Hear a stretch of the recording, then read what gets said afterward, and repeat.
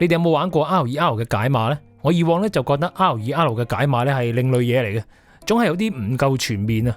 而今日同大家實試嘅產品呢，正正就係世上數一數二 RER 解碼嘅代表品牌，美國 MSB Technology 嘅 Discrete Stack。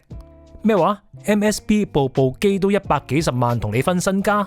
嗱，呢部 MSB 咧係最入門嘅型號嚟嘅，雖然唔係叫做平啊，但係應該有更加多人可以負擔得到。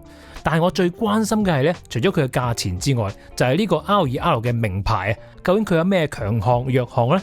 睇晒呢條片應該可以解答到呢個問題。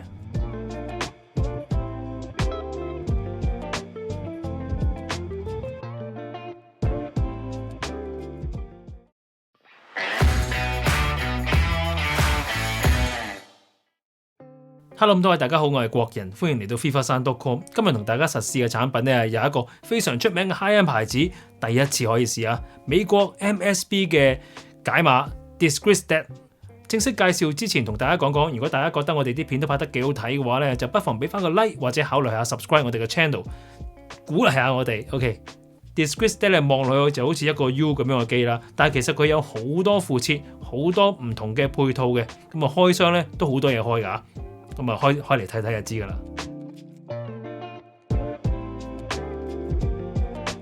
嗱，呢個咧係應該都係 MSB 系內算最平啦，最平嘅解碼噶啦。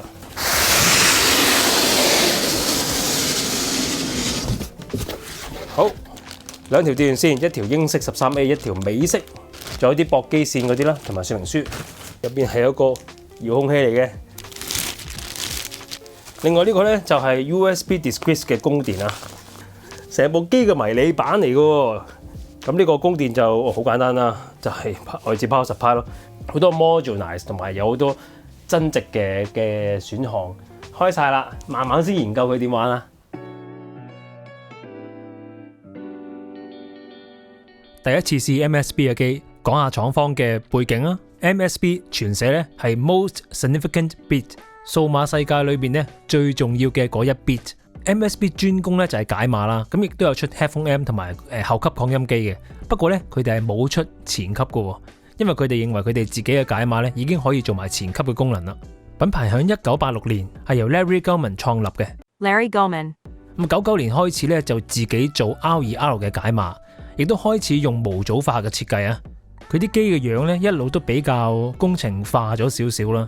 咁啊，直至到2007年，身為電子工程師，亦都係 Larry Goldman 嘅仔 Jonathan Goldman 接管品牌成為 CEO， 同埋去到2010年，佢另一個身為機械工程師嘅仔 Daniel Goldman 入去主攻產品設計之後咧，佢哋就改動咗設計，投資 CNC 嘅器材，令到產品嘅外形更加高級、更加靚啊！由機內去到機外咧，都全面提升啊！所以令到 MSB 喺過去嗰10幾年晉身成為咗世界頂尖一線嘅音響品牌啊！亦都成為 RER 解碼最有代表性嘅廠家。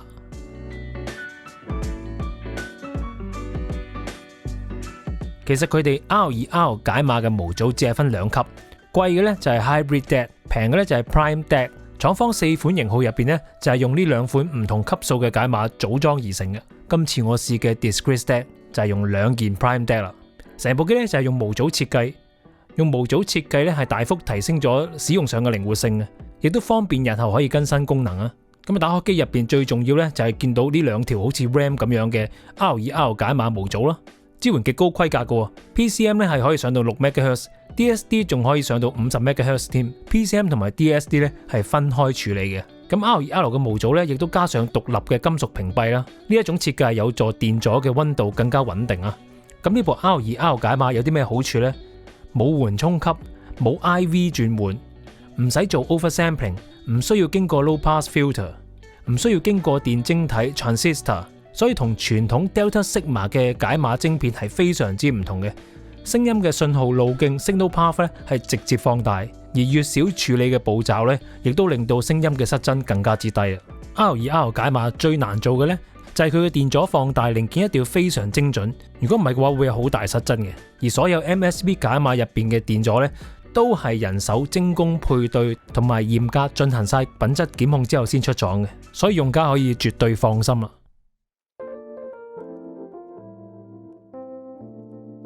好，另外望一望呢度有個主時鐘啦。其實 MSB 咧喺2011年開始就已經自己生產主時鐘噶啦。呢一隻鐘咧係分開咗44.1 kHz 同埋48 kHz 兩種唔同頻率可以分開獨立運作嘅，而每次只係會用其中一組嘅啫，以減低相互干擾。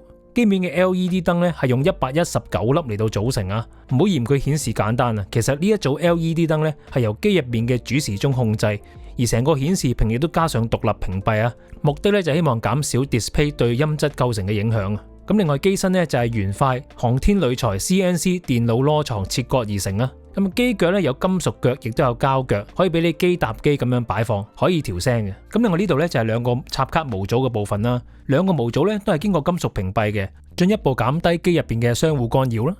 咁至於自選模組有啲咩可以揀呢？咁大家可以上官方網站可以睇到有唔同嘅數碼界面可以俾大家揀嘅。咁但係我相信大部分用家最常用呢都係今次我實試嘅數碼串流模組同埋 USB 模組啦。好，我哋睇睇 spec 啦。PCM 咧最高支援32bit 3072 kHz， 哇，有冇呢個 spec 啊？咁啊 DSD 咧最高去到8倍喎。好啦，呢度要留意啦，立體聲模擬輸出嘅持續增益最大咧係 3.57V， 輸出阻抗咧係300Ohm，都尚算可以直接接駁後級或者有源喇叭嘅。咁音量控制咧就係每一級1個 dB 啦。咁啊尺寸咧就係如圖所示啦，重量就係 8.2 公斤一隻。而分體供電咧就係重 2.5 公斤啦。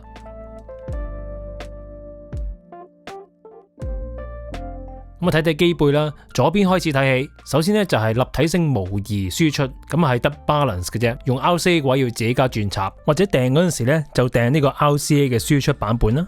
跟住咧就係外置供電啦，轉頭講。然之後咧就係有數碼輸入，分別咧就係 XLR 頭嘅 AES CPU、RCA 頭嘅 SPDIF， 仲有2組 Toslink 光纖數碼輸入。跟住有一組 BNC 頭數碼時鐘 WorkSync 嘅連接，另外右邊嗰兩份呢，就係插卡部分啦。咁啊即刻鬥部機落嚟拆出嚟睇下點玩。你係唔需要拆機嘅。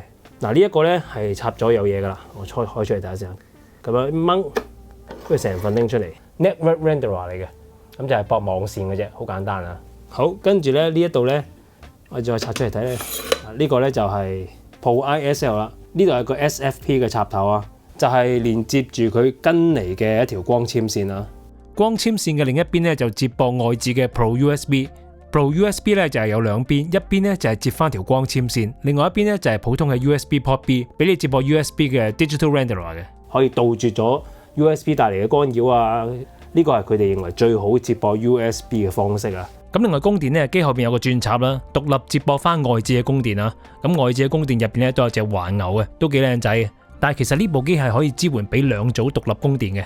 如果大家將來想升級嘅話呢，係可以買多一組獨立供電。之後咧呢部機就係一組供電俾數碼線路，另一組獨立供電呢就係俾模擬線路啦。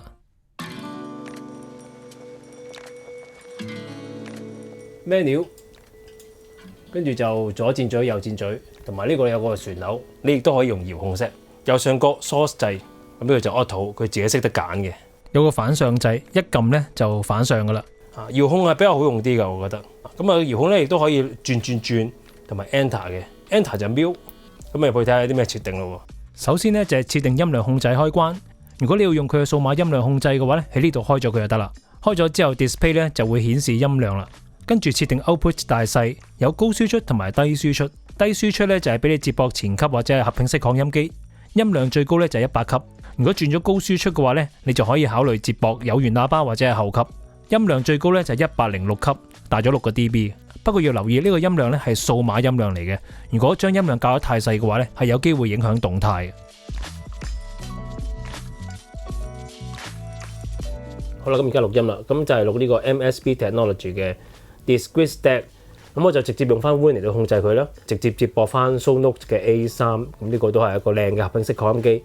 咁推動一個都係個靚喇叭 B&W 嘅805 D4 Signature， 仲有 Roon Core 啦 ，Silent Angel Ran 7 V2 嚇，咁主要就係咁多啦。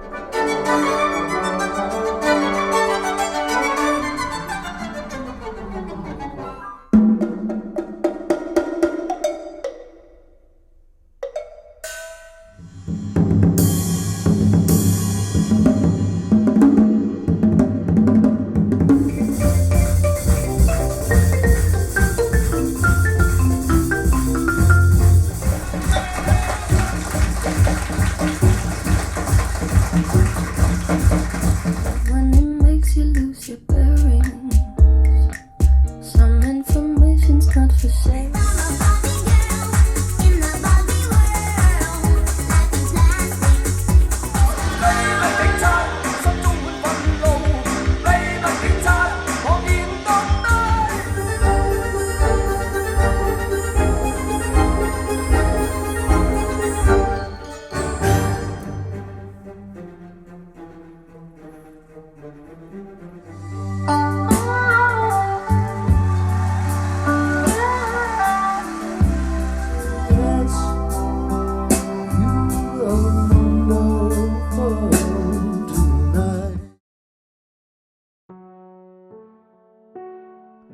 好啦，咁啊講一個聲啦。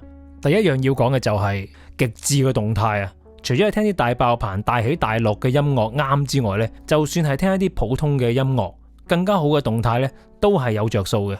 另外一個優點呢，泛音非常豐富，餘音繞梁3日嘅嗰一種，你更加容易聽到好多聲尾啦，更加容易聽到啲空氣感啦。而呢一種細節嘅捕捉能力呢，唔係人工化嘅處理，而係非常之咁自然嘅。咁另外 R2R 嘅另一個強項就係鍵頭感嘅一流啦，樂器分隔度非常之高啊，所以聽啲 acoustic 嘢呢，亦都係好鬼死逼真。仲有佢嘅聲場好闊嘅，有個好龐大嘅空間感啊。但唔係話啲係褪後晒，而係近嘅你可以做到埋身，遠嘅呢你可以做到一望無際。所以聽一啲現場錄音啊，聽啲管弦樂啊，聽啲爵士樂啊，呢啲咁嘅音樂喺呢部機度聽呢，簡直就係如虎添翼啊！頭先我講嘅雖然都係一啲音效嘅優點啦，但係整體聽感呢，又唔係話好誇張，反而係嚟得比較收斂、比較自然嘅。咁至於佢會唔會好似其他 R2R 咁樣唔夠音樂感呢？好老實講到音色呢，佢可能唔夠某一啲 Delta Sigma 嘅解碼嗰個音色嘅厚度咁靚啦，甚至有其他嘅 High End R2R 嘅解碼品牌呢，校聲亦都會俾佢暖聲。但係受惠頭先我所講嘅一大堆優點呢，攞佢嚟聽人聲、聽弦樂。呢啲比較講究音樂感情表達，呢個比較抽象嘅感覺呢，佢都一樣係表達得到嘅。另外想提一提，除非你已經有一個好名貴嘅串流機，如果唔係嘅話，我係強烈建議你買佢嘅 Network Module 嘅，支援 WAN、支援 DLNA 所有嘅串流平台。除咗使用方便、規格好高之外呢，最重要係呢個串流模組收咁嘅錢嚟講，係真係好好聲。好啦，讚咗佢好多啦，有啲咩不足嘅地方呢？佢嘅模擬輸出嘅增益係真係細少少。但係我喺試機嘅過程裏面亦都唔止一次當佢係前級，直接接播後級或者係有源喇叭，都一樣係夠聲夠生猛。但係夾機嗰陣時呢，始終都要留心一下。另外無可否認，佢呢個 Dot Matrix 嘅顯示呢，真係比較單調嘅。仲有佢嘅模擬輸出呢，就有啲限制咯。一係就只係得 Balance， 一係就只係得 RCA。咁我諗坊間其他大部分嘅解碼呢，應該係齊晒兩種輸出嘅。好老實，今次實試 MSP Discrete Stack係有少少改變咗我以往對 R2R 解碼嘅既定印象啊！以往我會覺得 R2R 解碼係一啲另類嘢，但係今次實試呢一部機，我覺得佢做得相當之全面啦。我知道 MSP 更加貴嘅解碼呢係比佢更加好聲，但係呢部 Discrete Stack 係我試咁多部 R2R 解碼嚟講，我自己係最中意嘅。如果有朝一日我會換解碼嘅話呢， MSP 呢個品牌一定係會喺我考慮之列嘅。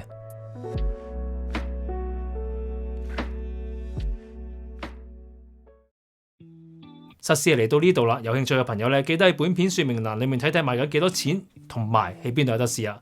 今日同大家實試 MSP Technology 入門嗰部解碼 Discrete Stack 連埋佢個串流 module 咧，就介紹到呢度為止啦。咁中意我哋拍片嘅朋友俾個 like 我哋啦，未訂閱我哋 channel 嘅記得訂閱啦，訂閱咗之後記得撳着 channel 隔離個鐘仔，有新片出你第一時間收到通知。又係二選一嘅時間啦，咁啊想問下大家，如果大家咧係買緊一個都10萬蚊級數嘅解碼，佢仲有一個比較靚嘅渦輪，又有比較舊嘅增益，究竟你會唔會因為呢個 source 都夠靚而唔會用前級，直接駁後級或者有源喇叭呢？咁啊不妨留言同大家講講你嘅睇法啦。好啦，下次再同大家介紹下唔同類型嘅 high end 串流解碼連前級，下次再見係咁，拜拜。